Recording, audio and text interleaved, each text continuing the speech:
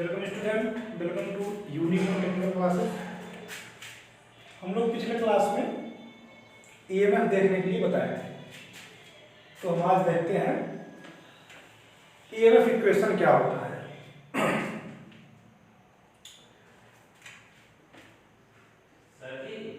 जब हमारा phi equal to होता है phi m sine omega t, ये हमारा एक समीकरण है जिसमें आपको ये फाई क्या है, ये इंस्टेंटेनियस फ्लक्स है, किसी भी तात्क्षणिक किसी भी क्षण फ्लक्स का मान है। ये फ्लक्स का मैक्सिमम वैल्यू, जो फ्लक्स आपका ये होता है ट्रांसफार्मर में, ये अल्टरनेटिंग फ्लक्स होता है, रोटेटिंग। तो ये अभी 0, इधर 90, इधर 90 हो जाता है, इधर 180 हो जाता है, 270, इधर 360। तो ये जो होता है ये पॉइंट, ये फाई मैक्सिमम होता है, ये अगर फ्लक्स है तो। और इधर भी ये फाई मैक्सिमम होता है, लेकिन कहाँ, निगेटिव डायरेक्शन में। तो ये जो फाई, ये वाला फाई, ये किसी भी क्षण, यहाँ किसी भी क्षण पाई का मान है, सॉरी उसका फ्लक्स का, फाई का। तो हम लोगों ने देखा है इलेक्ट्रो इंडक्शन लॉ जो होता है फैराडे का, वो ट्रांसफार्मर के लिए जो हमने देखा था वो होता है आपका E1 equal to minus N1 d phi by d t. E1 क्या है, किसी भी क्षण जो इंड्यूस होता है वोल्टेज, उसका मान किसी भी क्षण, इसको इंस्टेंटेनियस वैल्यू, तात्क्षणिक मान कहते हैं। तो यहाँ हम फ्लक्स का मान रखते हैं माइनस N1, फाई की जगह हम क्या लिखते हैं, ये phi m sine omega t बटे में डी टी। ये ओमेगा टी आपका क्या है, ये कोण है, एंगुलर जो आपका ये जो बनता है, ये किस कोण पे कहाँ पे क्या है, ये ओमेगा टी इस लाइन पे दिखाता है, इधर आपका फ्लक्स दिखाता है।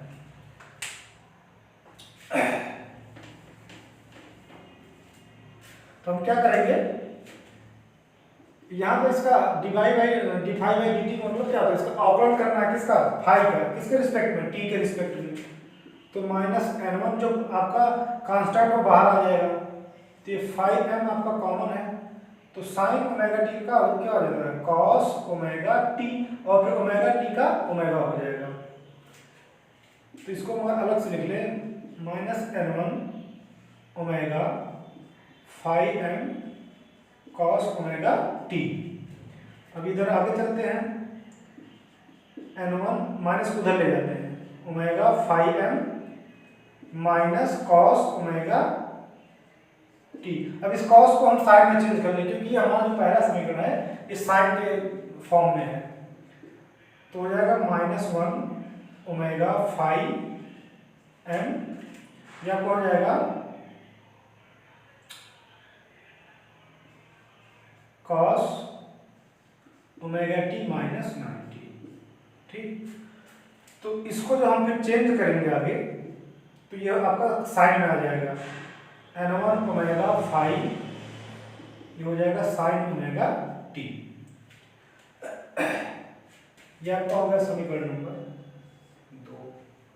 तो अगर हम इसको, ये इतने मान को EM मान लें, मतलब मैक्सिमम इंड्यूस्ड EMF मान लें, तो हमारे यहाँ EM बराबर क्या हो जाएगा, N1 omega phi M. Omega का मान क्या होता है, ओमेगा का मान होता है 2 पाई एफ N1 फाई एम।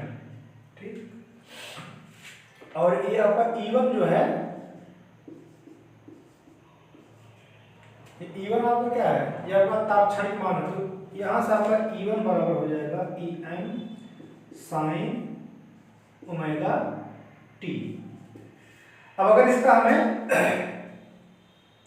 निकालना हो RMS वैल्यू, ये मैक्सिमम वैल्यू दिया है ये, तो अगर E1 मान लें इसको, ये जो E1 है अगर RMS वैल्यू है, ये क्या है, ये आपका RMS वैल्यू अगर है, तो ये बराबर RMS बराबर क्या होता है, मैक्सिमम बटे में √2। अब इसको अगर हम सॉल्व करते हैं, EM का मान क्या है, 2 पाई एफ N1 फाई एम बटे में √2। इसको जब हम सॉल्व करेंगे तो हमारा E1 मतलब जो आपका इंड्यूस्ड ईएमएफ है उसका आरएमएस वैल्यू आ जाएगा 4.44 N1F 5M इतना वोल्ट, ये आपका E1 का मान आ जाएगा। इसी तरीके से सेकेंडरी वाइंडिंग में आपका E2 बराबर हो जाएगा 4.44 N1 5FM ये 5M वोल्ट। अब यहाँ N1 N2 यहाँ N2 हो जाएगा, यहाँ N1 यहाँ N2 इसलिए है क्योंकि प्राइमरी में नंबर ऑफ टर्न की संख्या अलग हो सकती है और सेकेंडरी में नंबर ऑफ टर्न की संख्या अलग हो सकती है, लेकिन जो फ्लक्स है आपका जो मैक्सिमम फ्लक्स वो प्राइमरी और सेकेंडरी दोनों वाइंडिंग के लिए सेम होता है। और आपका जो फ्रीक्वेंसी है F इसमें तो कोई परिवर्तन ट्रांसफार्मर करता ही नहीं है, तो जब फ्लक्स में कोई परिवर्तन नहीं है और आपकी फ्रीक्वेंसी में कोई परिवर्तन नहीं है तो प्राइमरी में जो है वही आपका सेकेंडरी में भी रहेगा। ये आप नोट कर लीजिए, ईएमएफ इक्वेशन ये बहुत इंपॉर्टेंट है, ये डायरेक्ट एग्जाम में पूछा जा सकता है।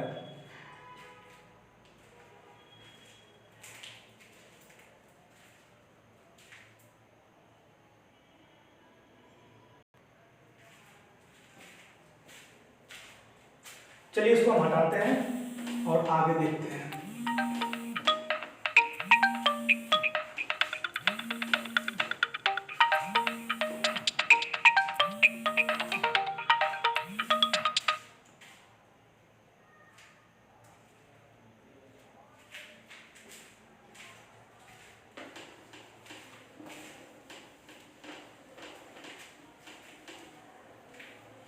अब हम आगे देखते हैं transformation ratio. Transformation ratio transformation ratio एक एजम्पशन होता है, इसको माना जाता है कि कोई जैसे भी आपका प्राइमरी और सेकेंडरी वोल्टेज है टर्म है उसके अकॉर्डिंग माना जाता है।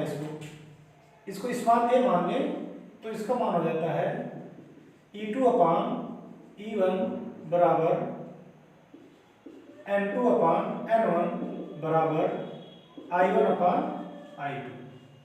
ये आपका होता है ट्रांसफॉर्मेशन रेशियो।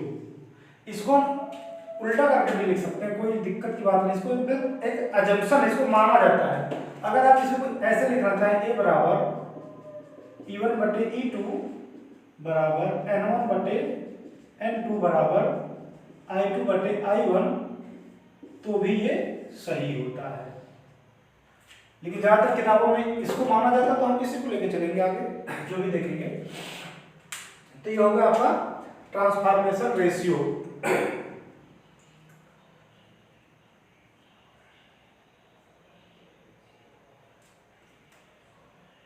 ट्रांसफार्मर की रेटिंग जो होती है वो क्या होता है कि अगर छोटा ट्रांसफार्मर है तो वो VA और उससे बड़ा है अगर तो KVA, उससे भी बड़ा है तो MVA मीन्स वोल्ट एम्पियर। ये हो जाएगा किलो वोल्ट एम्पियर, या आपको हो जाएगा मेगा वोल्ट एम्पियर। तो जो ट्रांसफार्मर है उसकी रेटिंग हम किसमें लिखते हैं, VA KVA और MVA में। इसको नोट कर लीजिए।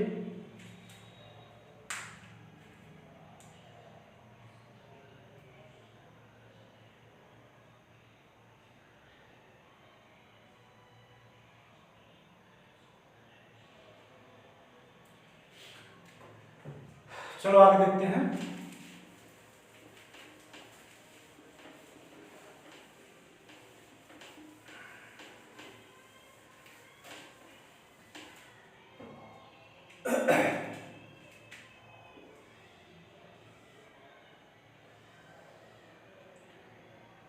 ट्रांसफार्मर का पावर है ये आपका हो जाता है VI, और ये आपका हो जाता है किलोवाट, ये आपका हो जाता है kVAR या VR, छोटी यूनिट सब ले रहे हैं इसको।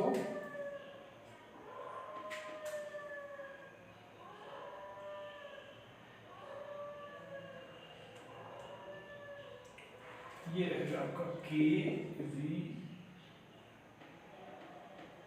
ये आपका kVAR, kilo volt ampere reactive, ये आपका किलोवाट हो जाएगा, ये आपका वोल्ट एम्पियर। ठीक, इसी को कहते हैं VA।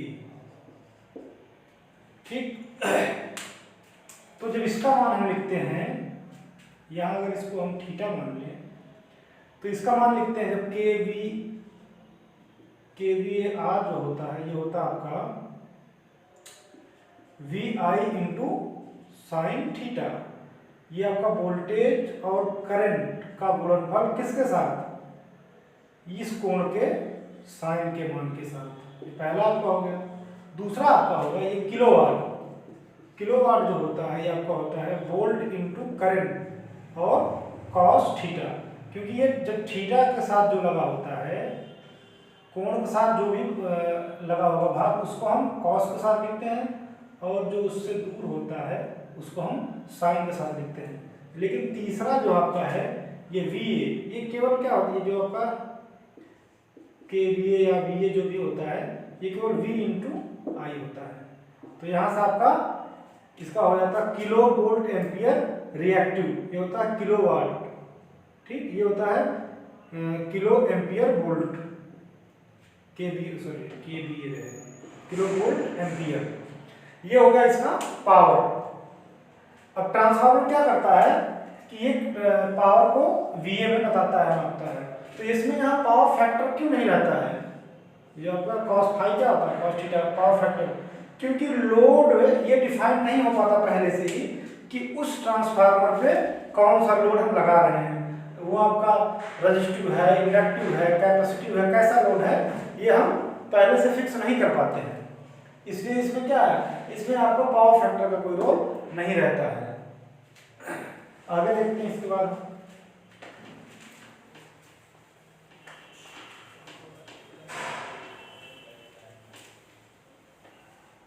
एक होता है no load operation. No load operation,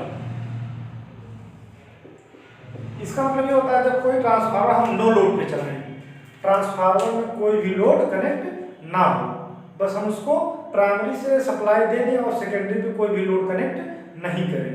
जब हम सेकेंडरी पे कोई लोड कनेक्ट नहीं करते हैं तो उस कंडीशन में हमारा ट्रांसफार्मर नो लोड कंडीशन में रहता है।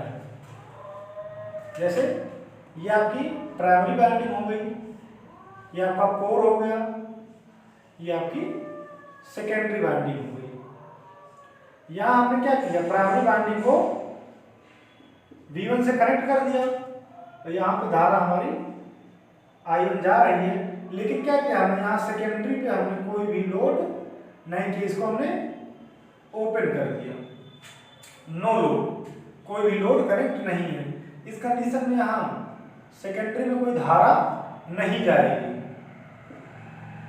अब इसमें लेकिन क्या होगा कि नो लोड करंट जो है वो फ्लो होगा। नो लोड करंट फ्लो होगा तो नो लोड करंट यही होता है, इसी को नो लोड ऑपरेशन की कैटेगरी में रखते हैं। अब इसको हम और थोड़ा डिटेल में देखते हैं।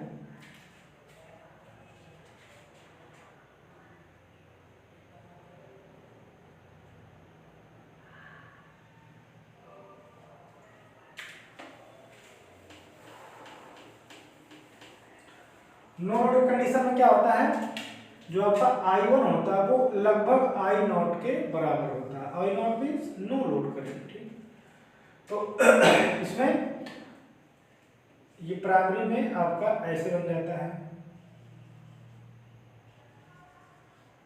नो लोड कंपोनेंट होता है इधर, और इधर आपका हो जाता है ये इधर ओपन हो जाता है, ये कोई मतलब ही नहीं इधर।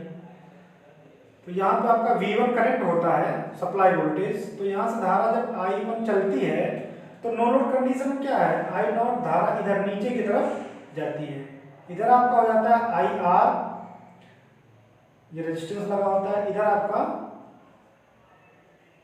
ये IW हो जाएगा आपका। IW का मतलब होता है वाट फुल कंपोनेंट, IM का मतलब होता है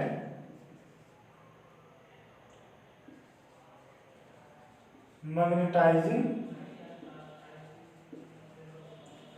कंपोनेंट, वही इसमें करंट रहता है आपका।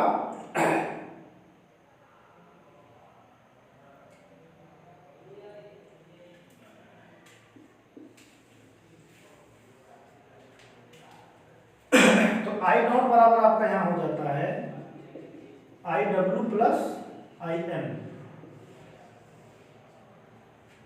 तो जो यहाँ लॉस होगा, यहाँ क्या करते हैं, आपका वाटफुल कंपोनेंट जो है यही लॉस कराने के लिए जिम्मेदार होता है। कभी कभी बस पूछ लेता है एग्जाम में कि I नॉट बराबर क्या होता है, wattful component plus magnetizing component, दोनों को मिला के आपका I नॉट बनता है। और I नॉट लगभग किसके बराबर होता है, जो आपका प्राइमरी में करंट है, किस कंडीशन में, नो लोड की कंडीशन में, जब आपका ये सेकेंडरी बाइंडिंग नो लोड पे हो उस कंडीशन में ये हो जाता है आपका नो लोड की कंडीशन में। और नो लोड की कंडीशन में जो आपका ये नो लोड करंट होता है, ये लगभग 5% होता है किसका, फुल लोड का। फुल लोड का लगभग 5% होता है, ये सबसे इंपॉर्टेंट है।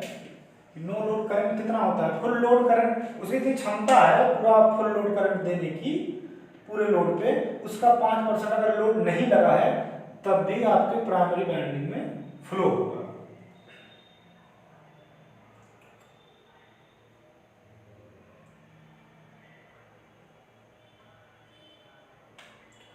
तो इसका ग्राफ देखते हैं कि ऐसे कैसे बनता है इसका फेजर डायग्राम।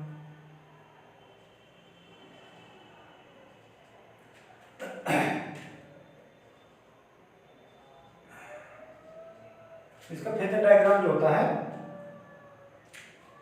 यहाँ आपका V1 हो जाता है, ये आपका हाई हो जाता है, फ्लक्स जो होता है। तो V1 के जो रिस्पेक्ट में आपका ये IW रहता है, जो आपका वाटफुल कंपोनेंट है, और यहाँ पे मैग्नेटाइजिंग कंपोनेंट रहता है फ्लक्स के साथ में। तो हम इसको जब बढ़ाते हैं आगे, तो जो यहाँ मिलता है दोनों के मिलाने पे, ये हमारा होता है no load current I nought. इसीलिए यहाँ क्या है, इसको हम ऐसे लिखते हैं I nought, vector I nought equal to vector IW plus vector IM। इसका वेक्टर सम लेते हैं, वेक्टर सम लेने से क्या होता है, उसकी दिशा के साथ उसको लेते हैं, अगर वो पॉजिटिव में है निगेटिव में है तो हो जाता है। तो ये जो आपका ये जो कोण होता है, ये आपका थीटा कोण, मान लो फाई मान लो, ये आपका जो फाई कोण होता है इसको कहते हैं no load power factor angle. No load power factor angle, ये फाई का जो मान होता है ये क्या होता है, ये फाई का मान आपका 75 डिग्री से ज्यादा होता है और 90 डिग्री से कम। ये बहुत इंपॉर्टेंट आपका ऑब्जेक्टिव है। जो नो लोड करंट है ये 75 डिग्री से ज्यादा और 90 डिग्री से कम होता है। और किसके किसके बीच में बनता है, ये वाटफुल कंपोनेंट और नो लोड कंपोनेंट के बीच में, नो लोड करंट के बीच में और वाटफुल कंपोनेंट के बीच में जो आपका बनता है क्या, no load power factor angle. अगर ये आपका जो नो लोड करंट है ये आपका कहाँ हो जाए, इधर आ जाए, IM के साथ आ जाए, तो उस कंडीशन में क्या होगा, ये आइडियल आपका आइडियल ट्रांसफार्मर हो जाएगा। ठीक, तो नोट कर लीजिए।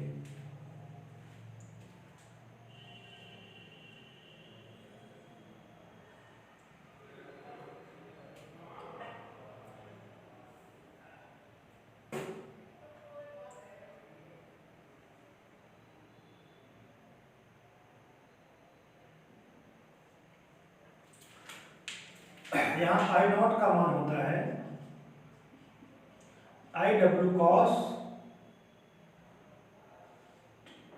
फाई होगा ये कॉस फाई, और यहाँ पे ये सॉरी आई डब्ल्यू बराबर आपका होगा आई नॉट कॉस फाई, और आई एम बराबर आपका होगा आई नॉट साइन फाई। ये भी आपका इम्पोर्टेंट है, यहाँ से अगर निकालना पड़ जाए कुछ तो ये चीज निकालने के लिए। और जो पावर फैक्टर होता है, तो एंगल हो गया, और पावर फैक्टर का मान जो होता है नो लोड पावर फैक्टर का बहुत ही कम होता है, लगभग 0.2 या 0.3 ऐसे बहुत ही कम होता है इसका मान। नो लोड पावर फैक्टर का मान बहुत ही कम आता है। अब यहां से अगर निकालना चाहो आप, आई नॉट बराबर क्या हो जाता है under root I W plus I M e square, दोनों का स्क्वायर करने पे ये आपको मिलेगा, क्योंकि यहाँ पे cos square plus sine square का मान 1 हो जाता है, तो आपका आई नॉट बराबर under root I W square plus I M का स्क्वायर। अब नो लोड का हम उपयोग क्यों करते हैं, नो लोड ऑपरेशन हम क्यों करते हैं, क्या निकालने के लिए? नो लोड जो ऑपरेशन हम करते हैं वो होता है मैग्नेटाइजिंग रिएक्टेंस को ज्ञात करने के लिए और नो लोड लॉस को ज्ञात करने के लिए। पहला क्या हो गया, मैग्नेटाइजिंग कंपोनेंट को ज्ञात करने के लिए, और दूसरा आपका नो लोड करंट को ज्ञात करने के लिए हम नो लोड ऑपरेशन करते हैं। ये चीज हमें अच्छे से समझ में आ गया होगा हमें लगता है। तो नो लोड ऑपरेशन आपका हो गया है, इसको आप देखिए और ये चीज याद करिए आप, ये बहुत इंपॉर्टेंट है, ये इंपॉर्टेंट है आपका, ये कितने परसेंट नो लोड करंट होता है ये इंपॉर्टेंट है, ये फार्मूले इंपॉर्टेंट है, ये फार्मूला बहुत इंपॉर्टेंट है, और ये आपका no load power factor angle किसके किसके बीच में निकाला जाता है, ये तो बहुत इंपॉर्टेंट है, आप इसको देखिए। इसका आगे फिर हम देखते हैं अगले वीडियो में। धन्यवाद।